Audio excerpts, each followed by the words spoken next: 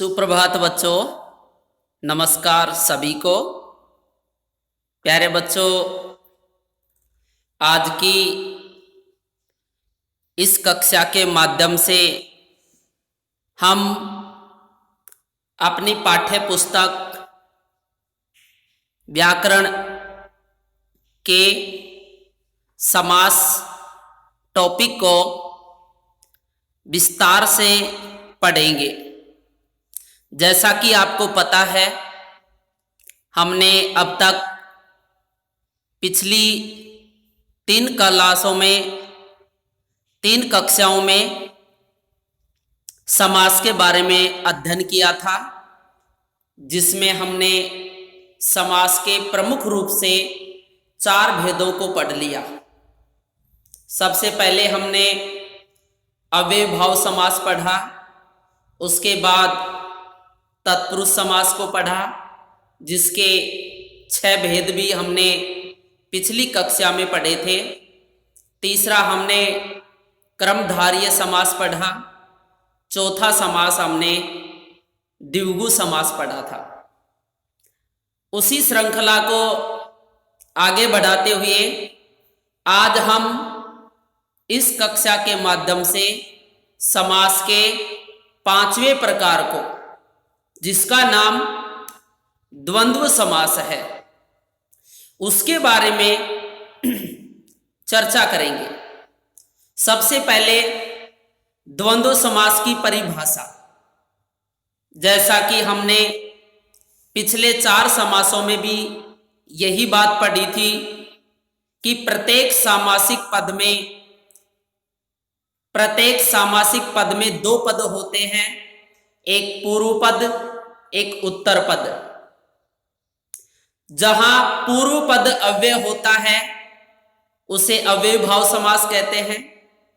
जहां उत्तर पद प्रधान होता है उसे तत्पुरुष समास कहते हैं। जहां पूर्व पद व उत्तर पद में विशेष्य व विशेषण का मेल होता है उसे क्रमधारय समास कहते हैं। जहां पूर्व पद संख्यावाची होता है और उत्तर पद समूह या समाहार का बोध कराता है उसे द्विगु समास कहते हैं। इसी प्रकार से जिस सामासिक पद में दोनों पद प्रधान हो, पूर्व पद भी और उत्तर पद भी दोनों पद प्रधान होते हैं, तथा समास विग्रह करने पर उन दोनों पदों के बीच और, अथवा, या, एवं आदि शब्दों का प्रयोग करते हैं, उसे द्वंद्व समास कहते हैं। इसमें दोनों पद प्रधान होते हैं। आपसे परीक्षा में छोटा सवाल यह पूछा जा सकता है कि उस समास का नाम बताइए जिसमें दोनों पद प्रधान होते हो, तो उस समास का नाम द्वंद्व समास होता है। द्वंद्व समास की दूसरी विशेषता यही होती है कि उसका विग्रह करने पर और, अथवा, या आदि शब्दों का प्रयोग किया जाता है, उसे द्वंद्व समास के नाम से जानते हैं। जैसे कि उदाहरण यहां पर दे रखा है। सबसे पहला उदाहरण, और बहुत अच्छा उदाहरण भी है, जलवायु। यहां दोनों पद प्रधान हैं, क्योंकि जलवायु इस सामासिक पद का जब हम विभाजन करते हैं तो इसका पूर्व पद जल बनेगा और उत्तर पद वायु बन जाता है। और जब विग्रह करेंगे तो इन दोनों पदों के बीच में और शब्द का प्रयोग करते हैं, और जल और वायु दोनों प्रधान हैं। और जहां दोनों पद प्रधान हो जाते हैं और उनके बीच और, या, अथवा आदि का लोप होता है, किंतु जब उसका समास विग्रह करते हैं तो पुनः उस संबंध दर्शाने वाले शब्द को काम में ले लेते हैं। ऐसी स्थिति जहां होती है उसे द्वंद्व समास कहते हैं। तो जलवायु में द्वंद्व समास है। दूसरा उदाहरण, अपना पराया। और दोनों पदों के बीच में देखिए एक योजक चिन्ह लगा हुआ है। इस योजक चिन्ह को हटा देंगे और इस योजक के स्थान पर और, अथवा, या, एवं आदि शब्दों का क्या कर सकते हैं, प्रयोग कर सकते हैं। जब अपना पराया इस सामासिक पद का समास विग्रह करेंगे तो समास विग्रह बनेगा अपना या पराया। अपना शब्द भी उतना ही प्रधान है जितना पराया, और पराया शब्द भी इस सामासिक पद में उतना ही प्रधान है जितना कौन है, अपना, क्योंकि यहां पर दोनों पद आपस में क्या है, प्रधान है। तीसरा उदाहरण, पाप पुण्य, विग्रह बनेगा पाप और पुण्य, पाप और पुण्य। इसी प्रकार से राधा कृष्ण, राधा और कृष्ण, अन्न जल, इसका विग्रह बनेगा अन्न और जल। ऐसे ही और उदाहरण है, जैसे नर नारी, इसका बनेगा नर और नारी। ऐसे ही गुण दोष, गुण और दोष, देश विदेश, देश और विदेश। ऐसे ही अमीर गरीब, अमीर और गरीब, नदी नाले, नदी और नाले, धन दौलत, धन और दौलत, सुख दुख। बहुत अच्छा उदाहरण है, कई बार परीक्षाओं में पूछा हुआ है। इसका समास विग्रह बनेगा सुख और दुख। ऐसे ही आगे पीछे, आगे और पीछे, ऊंच नीच, ऊंच और नीच, आग पानी, आग और पानी, मारपीट, मार और पीट, दोनों अलग अलग पद हैं। इसी प्रकार से राजा प्रजा, राजा और प्रजा, ठंडा गर्म, ठंडा और गर्म, माता पिता, माता और पिता, बहुत अच्छा उदाहरण है। दिन रात, मोस्ट उदाहरण है, दिन और रात, भाई बहन, भाई और बहन। प्यारे बच्चों, इन सभी उदाहरणों को आपने पढ़ा, समझा और निष्कर्ष के तौर पर आपने यही निष्कर्ष निकाला कि दोनों पद प्रधान होते हैं और इनके बीच में और शब्द का या एवं शब्द का इनका क्या होता है, लोप होता है। किंतु जब इस सामासिक पद का समास विग्रह करते हैं तो पुनः इन शब्दों का प्रयोग कर लिया जाता है। आप इतने उदाहरण पढ़ने के बाद द्वंद्व समास के किसी भी प्रकार के उदाहरण को आसानी से क्या कर सकते हैं, हल कर सकते हैं। दूसरी पहचान इसकी यही होती है, दोनों प्रधान पदों के बीच में आपको योजक चिन्ह मिलेगा, और जहां योजक चिन्ह लग जाता है, प्राय, मैं हमेशा की बात नहीं करूंगा लेकिन संभवतः ज्यादातर वहां पर द्वंद्व समास ही बनता है। तो इस प्रकार से ये द्वंद्व समास को हमने पढ़ा।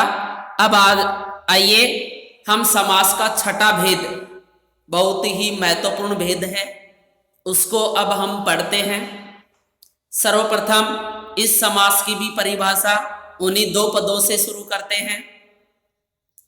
बहुव्रीहि समास की परिभाषा कुछ इस प्रकार से है, इस समास में कोई पद प्रधान नहीं होता। इस समास में कोई भी पद प्रधान नहीं होता है, न पूर्व पद प्रधान होता है न उत्तर पद प्रधान होता है, परंतु दोनों पद आपस में मिलकर के किसी तीसरे पद का निर्माण करते हैं या फिर किसी विशेष अर्थ को प्रकट करते हैं, उसे बहुव्रीहि समास कहा जाता है।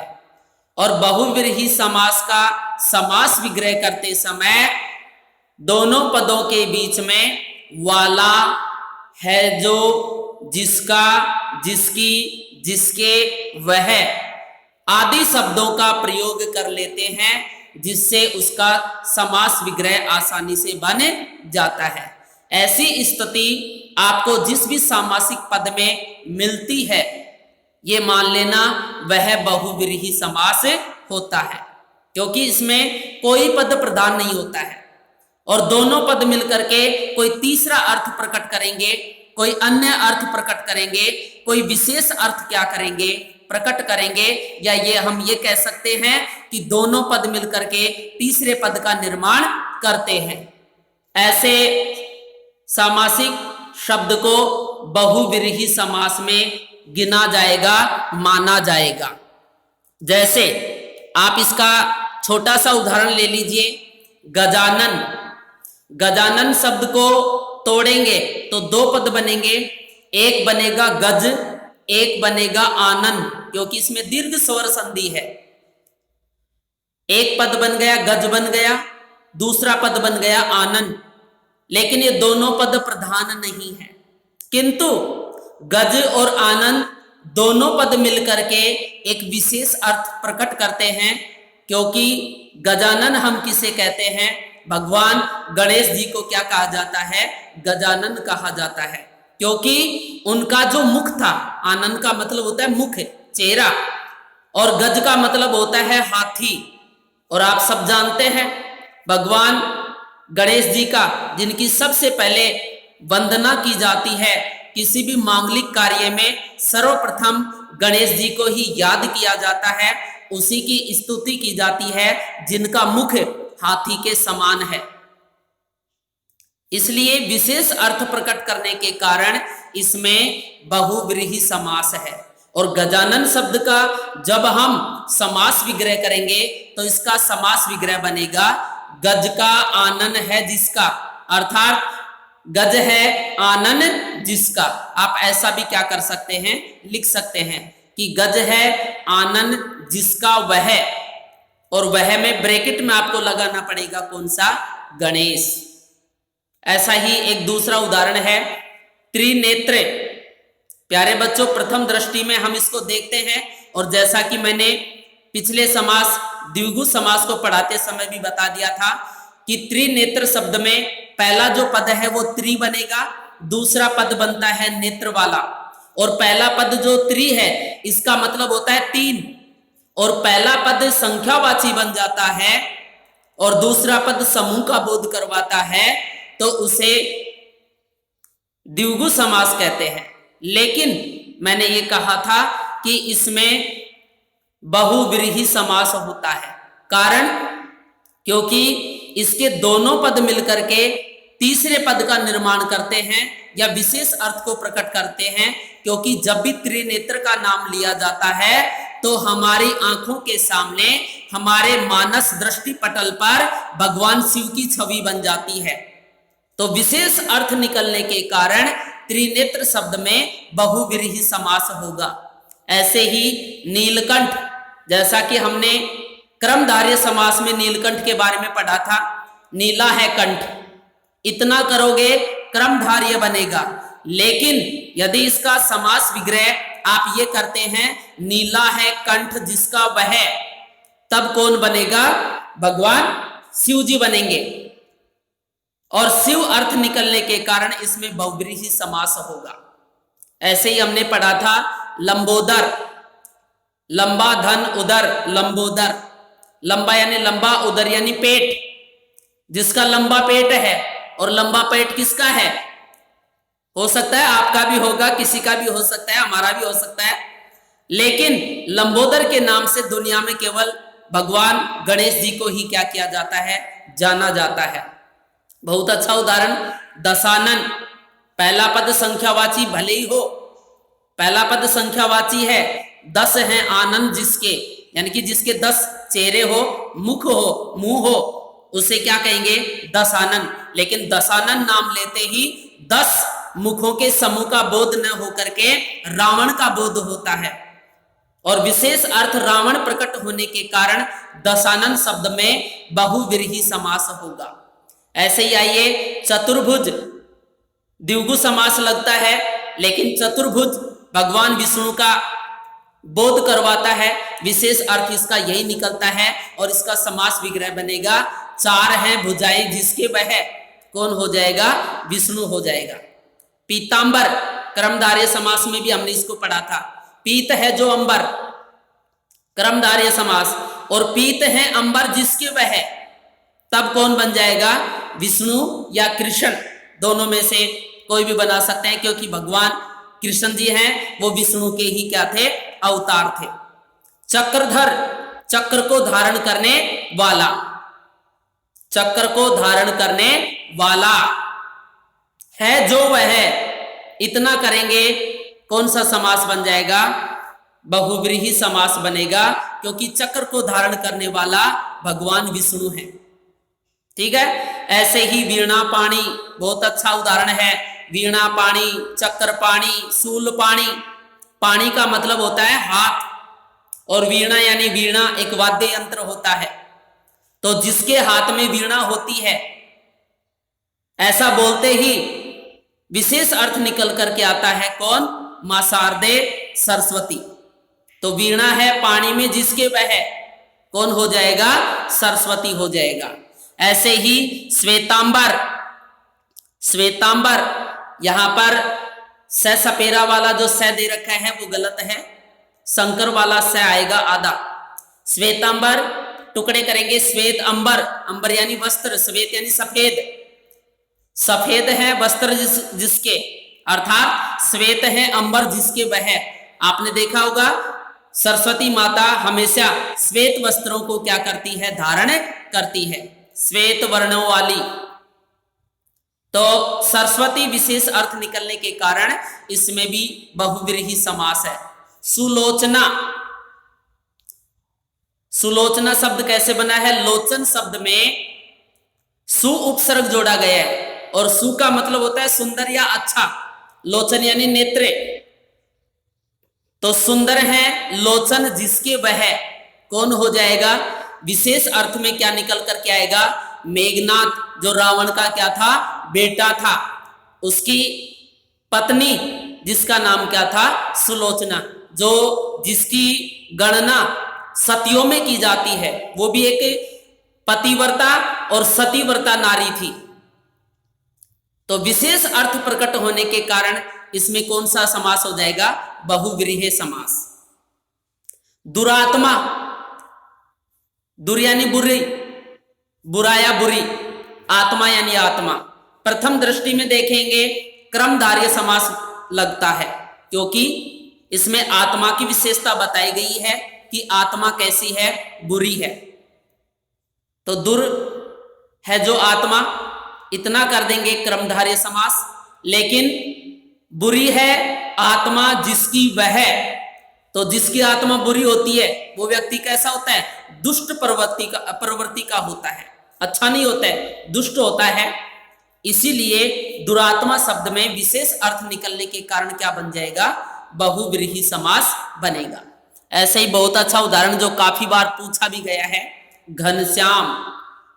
घन यानी बादल, श्याम यानी काला, श्याम का मतलब होता है काला।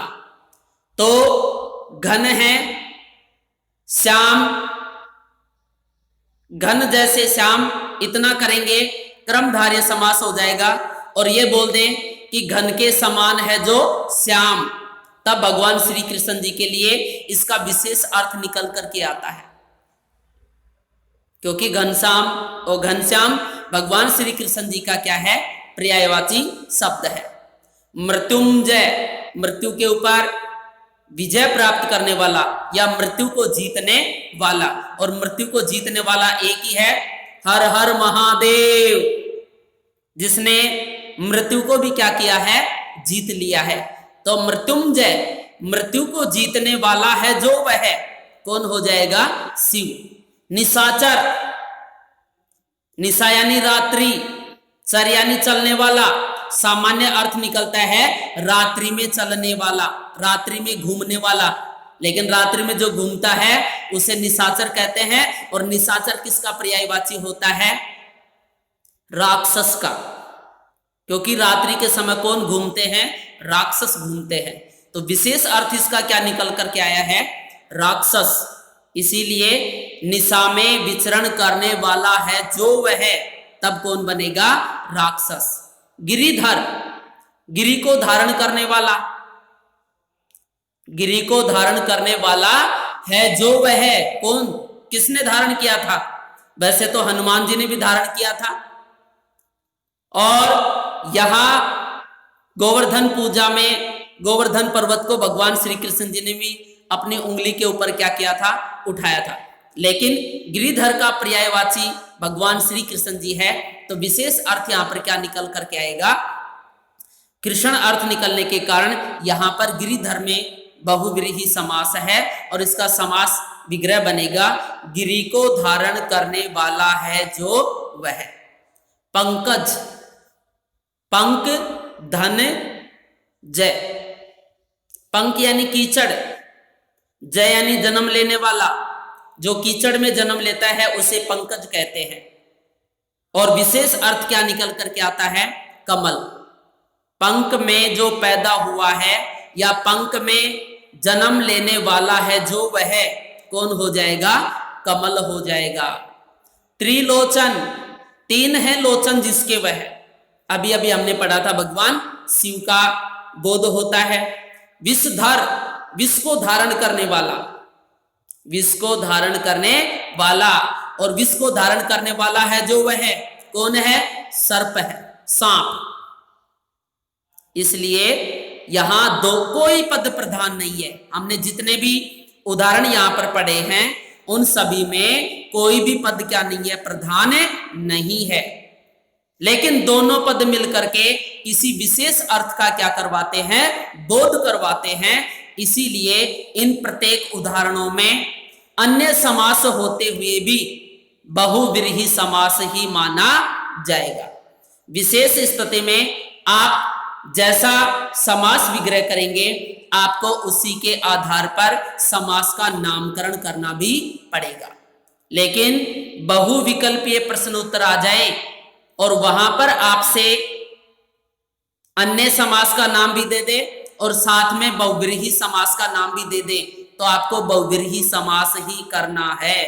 जैसे बोल दिया पीतांबर में कौन सा समास है और वहां पर लिख दिया क्रमधारय समास, अव्ययभाव समास, तत्पुरुष समास, बहुव्रीहि समास। तो देखिए पीतांबर शब्द में तत्पुरुष क्रमधारय समास भी होता है और बहुव्रीहि समास भी होता है। लेकिन मैं बार बार कह रहा हूं यदि बहुव्रीहि समास वहां पर ऑप्शन में है तो आपको बहुव्रीहि समास ही करना है, क्योंकि पीतांबर का विशेष अर्थ किसके लिए लिया जाता है? भगवान विष्णु के लिए, कृष्ण के लिए। इसीलिए इसमें कौन सा समास हो जाएगा? बहुव्रीहि समास। तो प्यारे बच्चों, ये समास से संबंधित कुछ उदाहरण थे। हमने सभी समास के 6 भेदों का अच्छे से अध्ययन कर लिया है। उम्मीद करते हैं आपको समास वाला टॉपिक अच्छे से समझ में आ गया होगा। इसके अभ्यास हेतु प्रत्येक बच्चे को अपनी अभ्यास पुस्तिका में प्रत्येक समास से संबंधित 10-10 उदाहरण आपको करने हैं जो हमने आपको नहीं बताए हैं। ऐसा करने से आपका अभ्यास बढ़ेगा, आपका नॉलेज बढ़ेगा। जहां आपका डाउट होगा वो डाउट भी क्या हो जाएगा? दूर हो जाएगा। तो उम्मीद करता हूं कि आप सभी को यह टॉपिक अच्छे से समझ में आया होगा। तो प्यारे बच्चों, आज की कक्षा को यही विराम दिया जाता है। आगे की कक्षा में हम मिलेंगे एक नए टॉपिक के साथ। जय हिंद, जय भारत, धन्यवाद।